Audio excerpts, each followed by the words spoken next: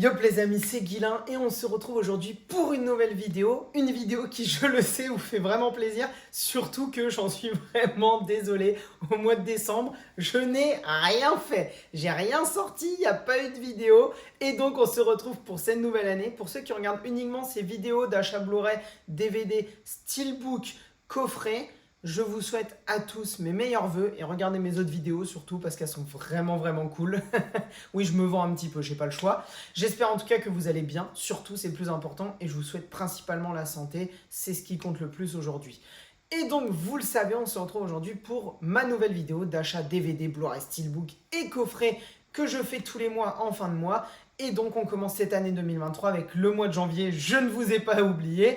Et surtout, il n'y a pas grand chose parce que comme vous le savez, j'achète à présent en qualité et non pas en quantité. La qualité même du support et la qualité du film, puisque presque tous les films que j'achète sont des films que j'ai déjà vus. Et pourquoi je dis presque? Parce qu'à chaque fois, il y a des exceptions, et aujourd'hui, ça en fait partie. Donc on va commencer tout de suite avec les DVD. Des DVD, c'est très simple, il n'y en a pas. Donc on va continuer tout de suite avec les Blu-ray, et on va commencer avec The Last Girl. The Last Girl, c'est un DVD, un Blu-ray, pardon, je me perds dans mes mots, vous voyez, je me perds dans mes conneries. The Last Girl, j'en avais entendu parler à l'époque où il est sorti de mémoire en 2019, si je dis pas de bêtises. 2017. Ouais, vous voyez, je dis que des conneries. J'en ai entendu parler et j'avais extrêmement envie de le voir. Vraiment, c'était l'un des films que j'avais le plus envie de voir à l'époque. Je l'avais jamais vu. Je suis tombé dessus pour pas cher. Je crois que je l'ai eu, vous savez, je vous dis souvent les prix. Je sais plus, il devait être à 5 ou 6 balles chez leur vendeur, chez qui je vais souvent d'occasion. Donc d'occasion, effectivement, je ne l'ai pas acheté neuf. Et je l'ai tout de suite regardé, j'avais très envie de le voir, j'étais content de le découvrir. Et pour le coup, si je dois vous en parler très rapidement, donc c'est un film qui a quand même eu le prix du public à Gérardmer, au Festival de Gérardmer. D'ailleurs, je leur fais une petite dédicace parce que le festival est en ce moment et je suis dégoûté de pas y être. Et pour vous raconter très vite l'histoire, y a eu une apocalypse et les humains ont une sorte de virus qui les touche au niveau du cerveau et qui les transforme en zombies.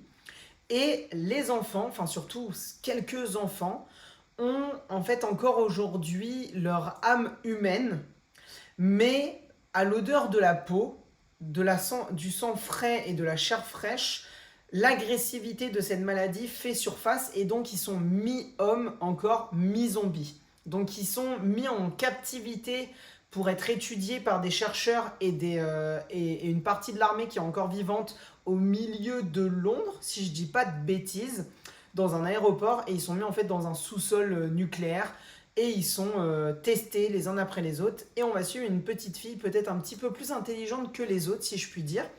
Et lors d'une attaque de zombies, de créatures, et que elle, le professeur qui l'éduque, une médecin et un militaire se retrouvent à devoir fuir la zone parce qu'elle a été complètement envahie, et bon, on va suivre une sorte de road movie post-apocalyptique où chacun va apprendre à devoir découvrir l'autre et surtout on va vite se rendre compte que cette petite fille qui est zombie va beaucoup leur servir pour leur survie avec une fin titanesque, j'ai envie de vous dire.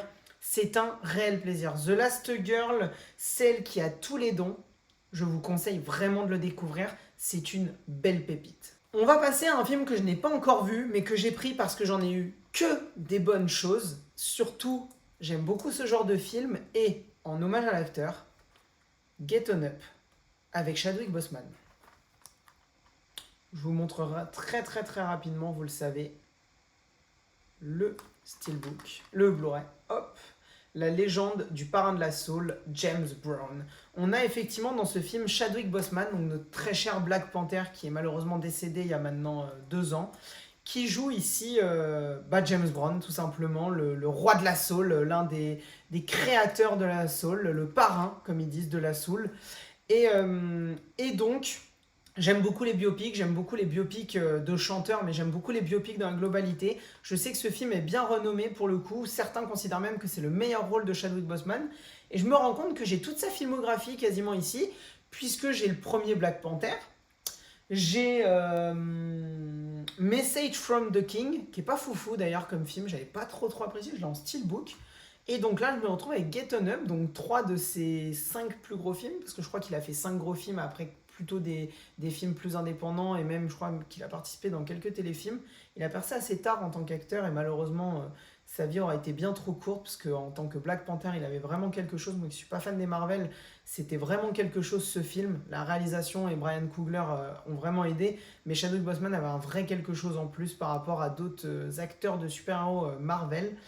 Mais bon, tout ça pour dire et pour pas parler de Marvel que Get On Up, je l'ai et je vais bientôt le découvrir. N'hésitez pas d'ailleurs sur chacun des films à me donner vos avis si vous les avez vus et si vous les avez pas vus, est-ce que ça vous donne envie de les découvrir? Mais je vais pas vous vendre Get On Up puisque je n'ai pas de quoi le vendre. Avant-dernier DVD, avant-dernier Blu-ray, pardon, je m'y perds à chaque fois. Tron l'héritage. Je vous avoue, je suis un peu dégoûté de l'avoir acheté. Pour la simple et bonne raison que j'adore ce film, parce que je l'ai vu effectivement. Donc Tron l'héritage, je ne vais pas vous faire l'affront de vous en parler. En gros, des Daft Punk, des LED néons de partout et une putain de scène en moto futuriste. C'est 3 choses qui font que vous devez voir Tron l'héritage. Et bien plus d'ailleurs. Mais en fait, pourquoi je suis dégoûté de l'avoir acheté? Parce que je cherche depuis maintenant des années, et c'est vraiment des années pour le coup, le Steelbook. Il y a un Steelbook qui est magnifique, qui est sorti en France, une édition Fnac, si je dis pas de bêtises, de Tron l'héritage. Mais il coûte aujourd'hui sur le marché plus d'une centaine de balles, et je vous avoue que mettre 100 balles pour un Steelbook d'un film que j'aime beaucoup, mais qui est pas non plus dans mes films préférés, un Requiem for a Dream. Bref, ça me fait clairement chier, donc je suis tombé dessus, je l'ai vraiment pas eu pour cher, lui je crois que je l'ai eu pour 4 euros. J'ai fait aller, au moins je l'aurai parce que j'ai envie de le revoir. Mais si je tombe un jour sur une belle version ou qu'il y a une belle version Steelbook ou 4K qui sort, celui-là il va être très très vite revendu et je prendrai la nouvelle version. Mais on va dire qu'en tant que transition sur les prochains mois, voire les prochaines années, vraiment sympa. D'ailleurs, j'ai vu qu'il y avait un nouveau Tron qui va sortir avec Jared Leto. Le réalisateur me vend pas beaucoup de rêves, mais moi, dès qu'il y a Jared Leto, vous savez que je suis un grand fan de Requiem for a Dream, je suis intrigué. Donc pour le coup, why not? Vraiment, why not? Je n'ai pas autant d'a priori que j'ai vu beaucoup de personnes sur les réseaux. Je dis pas que ça va être un grand film, je dis juste, faut attendre de voir. S'il y a une idée derrière de réalisation et un bon Jared Leto, faut attendre de voir. Mais en tout cas, Tron l'héritage, je vous le conseille à tous, c'est monstrueux. Et pour finir, une pépite que j'ai découvert après tout le monde, mais qui est, je pense, le film que je préfère de ces 4 Blu-ray, et là je me trompe pas, Drunk, avec Viggo Mortensen. L'histoire de ce film, pour ceux qui ne connaissent pas, c'est un film plutôt indépendant. Viggo Mortensen, pour ceux qui ne voient pas comme ça de nom, Mads Mikkelsen, je suis un abruti. Mads Mikkelsen, excusez-moi. Oh, je vais me faire taper dessus par mon pote Victor, qui est fan de l'acteur et qui est fan du film. Non, pardon, Mads Mikkelsen, c'est celui qui joue le chiffre dans Casino Royale, le premier Daniel Craig, le premier James Bond avec Daniel Craig. C'est lui qui joue le méchant, un putain de méchant d'ailleurs. Et c'est aussi lui qui joue Hannibal dans la série, l'excellente série Hannibal, de ce qu'on m'a dit, parce que j'ai toujours pas pris le temps de la regarder. Et donc Mads Mikkelsen joue ici avec 3 amis à lui, des profs en université, qui vont tout simplement se réunir et se poser une question par rapport à un chercheur qui dit que on peut améliorer nos capacités en étant constamment à un certain seuil de niveau d'alcoolémie. Au début, je crois, c'est un 5 ou un 6, enfin bref, voilà, avec un certain taux. Donc, ils vont tout simplement se mettre à boire, mais pas à boire jusqu'à se faire vomir, à boire constamment, tous les jours, pour être tout le temps à un seuil d'alcoolémie minimum et ne jamais le dépasser. Enfin, ne jamais repasser en dessous, on va dire.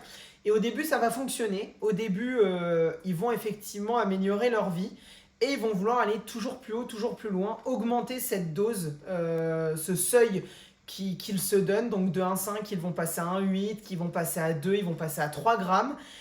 Et vont se passer plusieurs choses durant ce film. C'est une film avec une musique qui est extraordinaire, What a Life. Vraiment, mettez-la dans votre playlist, c'est une putain de musique.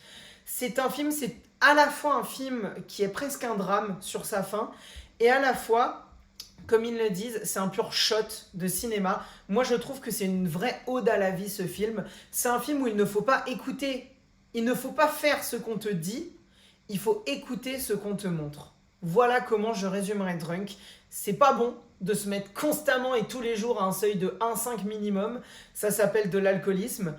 Mais le message du film est vraiment à prendre très très au sérieux et c'est un très très beau film.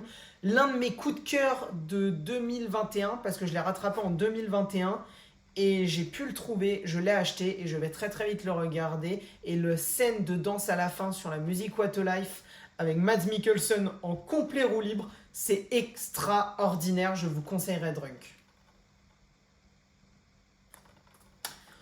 On va passer maintenant au steelbook. Il n'y a pas de coffret, je vous le dis tout de suite, mais on est sur du très très beau steelbook. On va commencer tout de suite avec les films sortis en 2022 que j'ai reçus sur la fin d'année en steelbook parce que comme vous le savez, au moment où un film sort au cinéma, la version physique sort à peu près 3-4 mois plus tard après la sortie du film au cinéma. Et donc, pour commencer, le steelbook de Nope. Le dernier film de Jordan Peele, j'espère que vous n'avez pas trop de refrélés avec ça. En même temps, il faut se le dire, le steelbook de Nope, pour tout ce que m'a procuré ce film cinématographiquement parlant, le steelbook est magnifique à avoir, mais alors qu'est-ce qu'il est sombre, nom de Dieu, on ne voit rien du tout. Je vais vous mettre le casque des Daft Punk pour la blague. À visualiser parce que sinon... Alors oui, je vous le précise tout de suite, je m'achète des pochettes pour protéger derrière mes steelbooks. Et d'ailleurs, celui-là avait un pet quand il est arrivé, je suis dégoûté.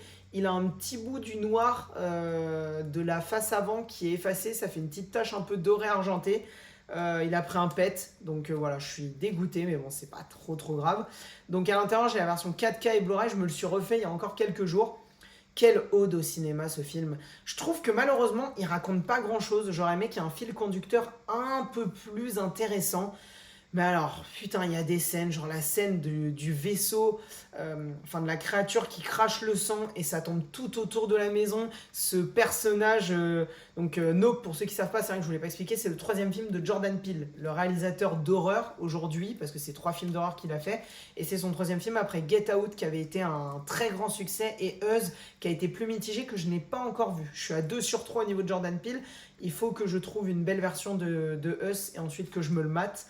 Mais effectivement, Nope, j'ai vraiment beaucoup aimé. C'est pas dans mes top films, vous le savez pour ceux qui ont regardé la vidéo, de 2022. Mais il était à la porte, il était au moins dans le top 15. Voilà, peut-être un petit léger défaut sur le scénario. J'aurais voulu être un peu plus happé, mais des scènes qui sont monstrueuses, qui sont mémorables. Beaucoup de personnages secondaires et d'histoires secondaires. Je pense à celle du singe, du chimpanzé Georgie, que j'ai trouvé incroyable et qui me parle beaucoup. Donc vraiment, Nope, je vous le conseille, mais accrochez-vous, je pense que c'est pas un film qui est fait pour tout le monde. Le second steelbook, celui-là beaucoup plus coloré, Bullet Train avec Brad Pitt. Vous le savez, j'ai eu la chance de rencontrer Brad Pitt il y a maintenant quelques semaines. Et alors là, le steelbook, je suis tombé clairement amoureux. J'espère que ça se voit bien à la caméra, visuellement. Hein. J'espère vraiment que vous n'avez pas trop de reflets. Moi, vous le savez, j'ai adoré le film. C'est un pur divertissement comme je les aime. Il y a des belles scènes d'action, des très belles scènes d'action. Ça m'a beaucoup fait penser à John Wick dans le style. D'ailleurs, c'est fait par le réalisateur qui est aussi aux cascades des John Wick, enfin qui est chorégraphe des cascades dans John Wick, et on le ressent complètement. Et qui avait fait aussi Deadpool 2, si je dis pas de bêtises, le réalisateur de Bullet Train. Et pour le coup, bah moi j'ai adoré. Je trouve que l'histoire fonctionnait bien. J'ai adoré les 2 personnages de Mandarine et Citron, si je dis pas de bêtises. Ouais, je crois que c'est ça, Mandarine et Citron. J'ai bien aimé le personnage de Brad Pitt, même si c'était pas, je trouve, le personnage le plus intéressant. Les scènes de meurtre sont monstrueuses, les scènes d'action sont monstrueuses. C'est un pur divertissement. Tu prends du popcorn, tu regardes ça avec des potes en éteignant les lumières un soir à 21h, 22h. Tu prends que du pur plaisir en posant ton cerveau. C'est génial, c'est super drôle, c'est bien rythmé. Bullet Train, c'est un vrai bon film de l'année dernière et je suis heureux d'avoir cette belle version parce que je trouve qu'elle est magnifique. Prochain film, une édition que j'ai trouvée d'occasion et qui coûte très cher sur le marché pour un film que j'aime plutôt bien. Là aussi un divertissement, Jumanji 2. J'ai perdu son vrai titre. Le premier c'est Bienvenue dans la jungle, mais alors le 2, et puis j'ai pas de papier dessus. Ah si, The Next Level, ah oui, The Next Level. Donc Jumanji 2, avec toujours dans les rôles titres Dwayne Johnson et Shane Black. Shane Black, c'est le réalisateur. J'ai perdu son nom à lui. Mais bon, c'est pas grave. Déjà, pour tout vous dire, je trouve que le steelbook est magnifique. Les 4 photos des personnages à l'arrière, je les trouve géniales. Mais surtout, je trouve qu'on tape dessus hyper facilement. Oui, le premier film, Jumanji, avec Robin Williams, est culte, mais on n'est pas non plus sur le plus grand film du cinéma, il n'y a pas un grand message derrière, on est, pour le coup, là, je parlais de divertissement, je trouve que le premier Jumanji, on est sur un excellent divertissement. C'est un film que tu regardes en famille, tu poses ton cerveau, tu kiffes, tu te fais ton popcorn, ton petit iced tea, ton petit coca, ce que tu veux, et tu passes un putain de bon moment. Et bah je trouve que les Jumanji avec Dwayne Johnson, c'est la même chose. Peut-être un petit peu moins bon, effectivement, dans les scénarios, là-dessus je peux l'accorder, mais je trouve que tu passes quand même un très bon moment devant ces deux films. Le 1 est peut-être légèrement au-dessus du 2. Je trouve que The Next Level, il te tisse trop à la fin, le côté ça va se passer maintenant dans le monde réel, et du coup faire un copier-coller au premier Jumanji, qui au final, je pense, n'arrivera peut-être jamais. Mais moi je trouve que c'est fun, c'est drôle, les mélanges de personnalités des personnages fonctionnent super bien entre leurs vrais personnages dans la vie et les personnages qu'ils incarnent dans le jeu, et les jeux du coup des acteurs fonctionnent super bien. Moi franchement, bah, les deux Jumanji, les trois même Jumanji avec le premier, je trouve que c'est des très bons divertissements et je suis super content d'avoir cette version. J'avais les deux premiers en Blu-ray, j'avais pas encore celui-là, et une belle version Steelbook, ça me fait plaisir.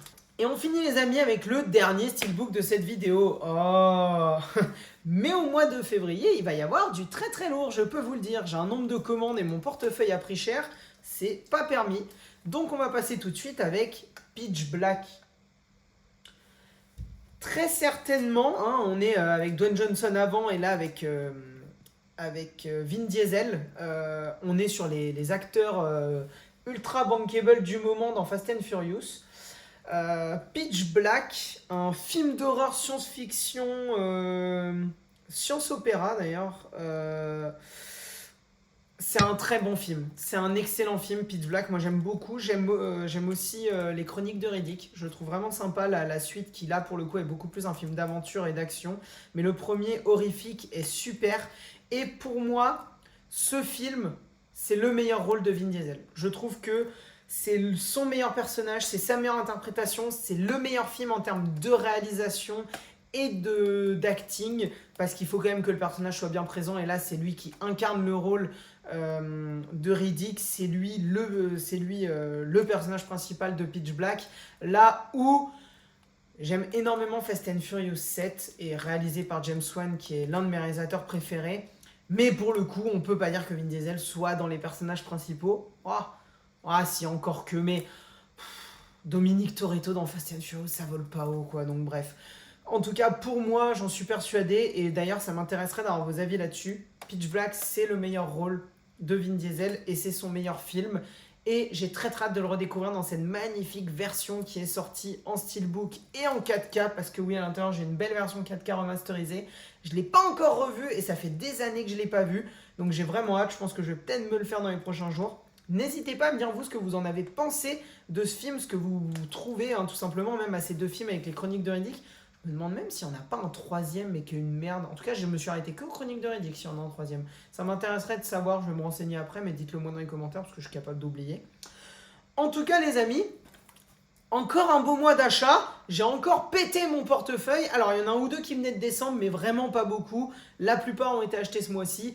Et vous inquiétez pas, le mois prochain, il y a du très très lourd qui arrive. Je suis dégoûté parce que dans 1 ou 2 jours, j'ai un excellent film qui arrive et je sens que ça va faire parler dans les commentaires.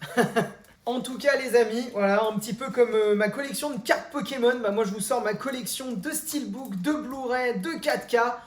Oui, je voulais pas préciser, c'est vrai, je vous le dis tout de suite, les 4 Steelbook, il y a la version 4K à l'intérieur. Voilà, au niveau des versions, j'ai 4K et Blu-ray dans chacun des Steelbook.